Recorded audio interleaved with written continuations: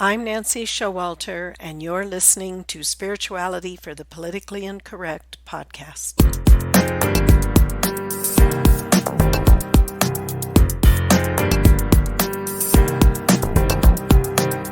Welcome, all radical paradigm shifters and creative change makers.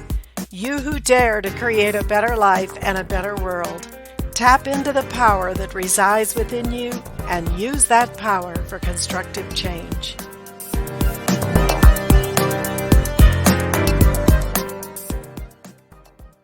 Hello, everybody, and welcome to today's episode entitled Exploring the Human Aura. Now, we know that everything in the universe is energy. We also know that the human body is a conductor of energy. Now, we can look to science, we can look to spiritual texts, and we can look to common sense to some of the things that we're going to be discussing.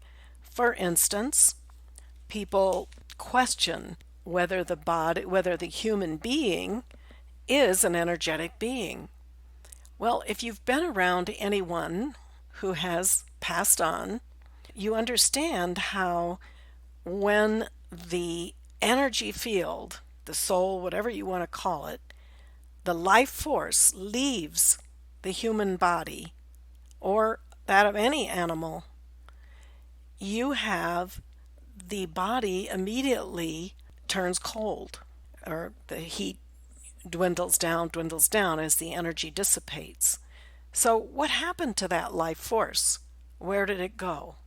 Well, we're going to explore a little bit, not so much about where it goes, because we've talked about that in other episodes, but we're going to talk about now that force field, that energy field that resides within the physical body as long as we are alive, and at the point of death, that physical energy leaves the physical body. So, what is the source of this energy? What does it mean from a spiritual perspective is what we're really going to explore mostly. So we find that energy from the I am presence, that part of you that resides in the spirit world when your soul descends into the physical matter world, and you're connected because that is the life force that keeps you alive, sustains you. All these bodily functions that go on that you don't consciously make yourself breathe, you are breathed. As long as you keep breathing, life is there. Now you can physically, consciously stop that breathing process, and that is when the life force will leave if you stop it long enough to have physical death. So we have the heart beating, we have all of these organs functioning that we're not consciously aware of. We're not making them function. So we have this magnificent, what some people call a machine, but really it's a magnificent orchestration, synchronization that keeps us moving alive and healthy.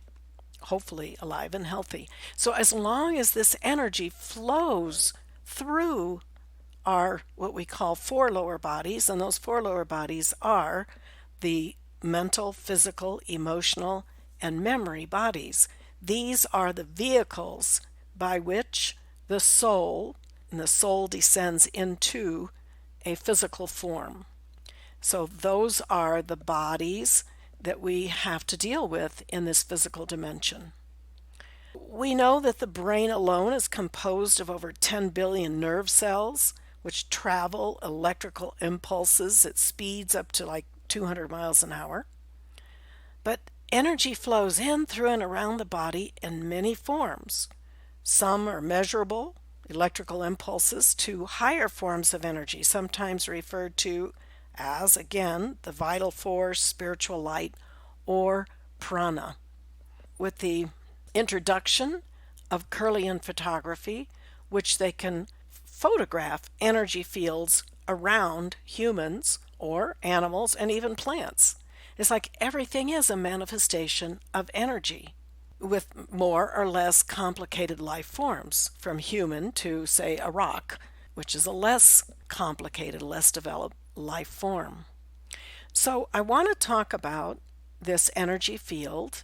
I want to talk about the 7 major chakras that we find superimposed, their energetic level, over the physical body. They're called chakras, and that's an Eastern term that means a wheel.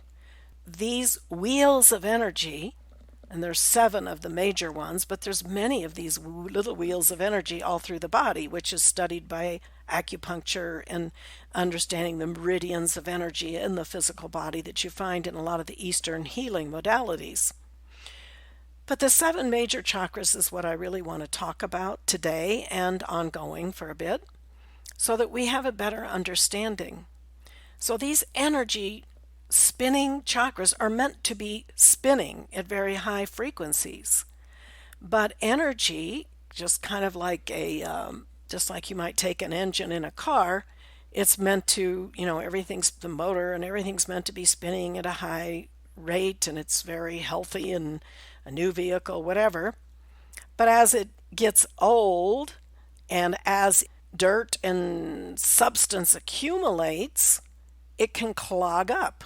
Well, this is the same thing that can happen in our 4 lower bodies. And not because we're getting old per se, but because of that clogging up of the cells and that flow of energy through the 4 lower bodies. So this is a result of our incorrect use of that life force. And some of those incorrect uses we've talked about, but you can see where they would be negative emotions or emotions that stop that energy flow, which could be anything from fear, depression, anger, where you lose a lot of energy, negative experiences that have happened to you in past lives or early in this life that leave negative records, which are really just an accumulation of energy locked into a memory pattern. And this gets lodged into our memory body. And it stays in the physical instead of that energy just flowing freely from your higher self all through your 4 lower bodies. And you have this more or less divine being, this Christed one walking on the earth. Very similar to, of course, Jesus Christ. So Jesus was just the greatest example of what we are supposed to be. And he even said that. The kingdom of God's within you. You can do even greater things than I do. But you have to be one with your Christ self. You have to be one with that higher consciousness within you.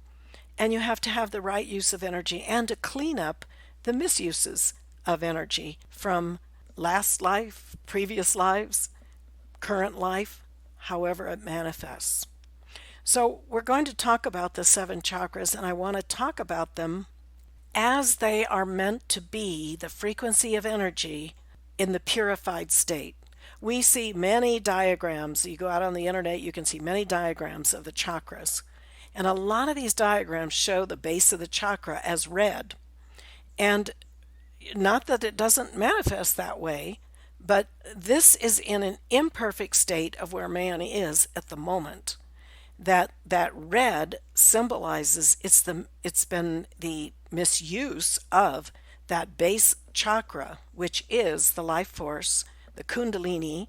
It's the sexual energy, the energy of the mother, and that chakra is meant to be white. It is a purified energy of the Divine Mother in our physical body. The crown chakra, at the same time, then at the top of the head, manifesting above in the head, is the yellow golden illumination chakra, which is the father manifestation. So you have the mother at the base, the father at the crown, and when those 2 energies unite, you have the heart chakra, which is the anchor. It is the divine spark. The I am presence is anchored there, and that is the place of your Christ self. The Father and Mother come together, give birth to the Son, the one and only Son, the Christ. And that is indwelling within you in that what we have been described as the threefold flame of power, wisdom, and love, blue, yellow, pink. These are frequencies of the Godhead, and that is also meant to be spinning and expanding in your aura. Now, the human aura changes, it's dynamic because we are energetic beings. Our thoughts, our feelings, our actions, all our words, all these things affect what is happening with our aura, our physical manifestation of energy. Now, medical researchers at Harvard and Yale and many for ongoing years have concluded that the study of the aura can be invaluable aid in prevention of disease before it manifests in the physical form. It's because we understand that everything that is physical was first a thought. It manifested in the non-physical dimension, like the desk you're sitting at right now or the car you're riding in. Someone had an idea, had a mental concept of how to create this in the physical. So everything you see in the physical was created by a thought first, including the very creation of the earth, because God had this divine thought and spoke it. Let there be light, and there was light, spoke it into physical manifestation, and these are keys for us.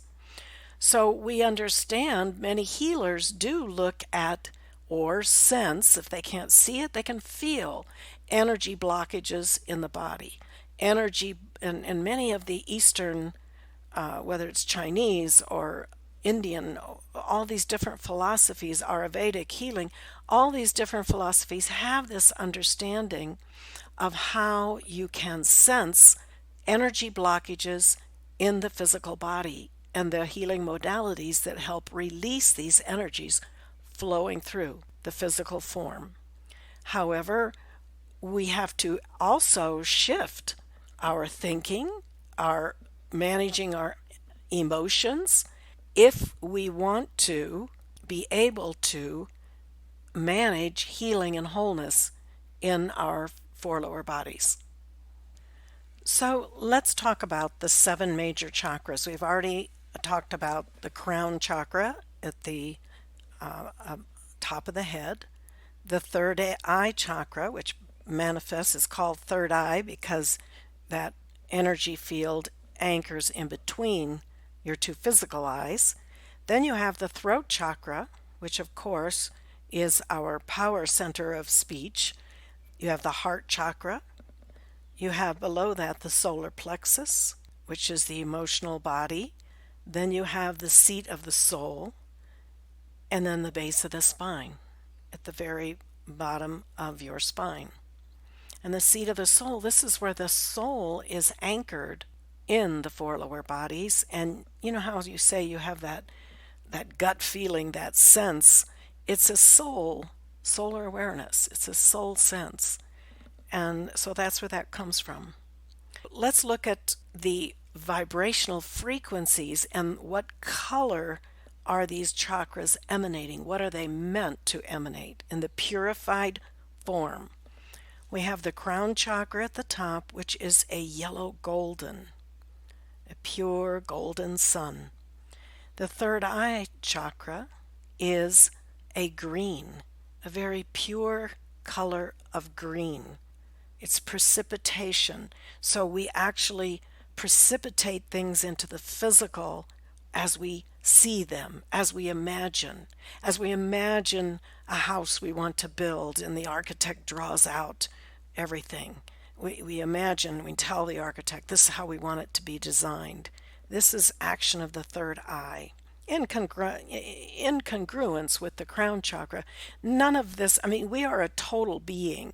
So even though we are pulling out little pieces of ourselves to understand better what's going on, we don't function independently. These 7 chakras, our 4 lower bodies, our entire consciousness is a whole holistic being.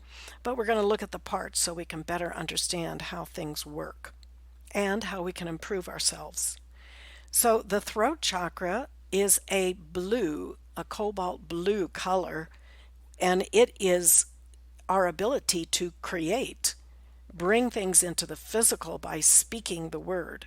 Many, many examples of this. Then we have The heart chakra, which again is the anchor of the I Am presence, the God Self that remains in spirit as we descend into matter, that's anchored in the heart. Then below that is the solar plexus. This is our feeling nature. This is the emotional body that where emotions, which is like energy and motion, emotions are meant to pass through our being.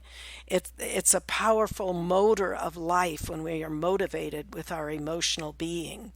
And it is meant to reflect the divine qualities rather than some of the misuses of this emotional body. Then you have the seat of the soul, which I touched on. This is where the soul anchors. This is the vulnerable part of you that experiences physical life. We come as a baby, totally dependent on others. It's like a sacred trust. None of us come into this world a grown being able to just be under control of our own being. We come as total vulnerable beings in the state of the evolution of mankind right now. So these little babies would die if there's no one taking care of them, and that includes us. So we all start this way. So this is why, as we become an adult, to look at a child and be condemnatory of a child is rather ridiculous, because that's how we all got here. We were all children once, and we're all part of us still as a child, no matter how old you get. That is seat of the soul. Then we have the base of the spine chakra once again, which is the mother light, the kundalini.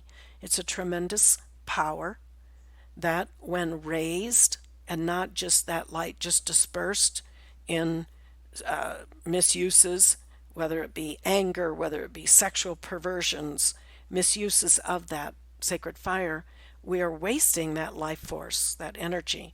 So we need to raise it to the level of the heart, raise it to the level of the crown, and then you have spiritual enlightenment. Now, that doesn't mean that you don't have physical sexual interaction, but there are lawful uses of that energy, which we'll talk about at another time. But these are the 7 chakras: the crown, the third eye, the throat, the heart, the solar plexus, seat of the soul, and base of the spine.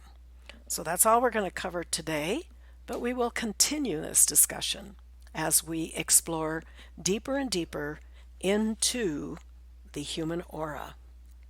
I will see you next week. Until then, keep an open mind, a generous heart, and a powerful spirit.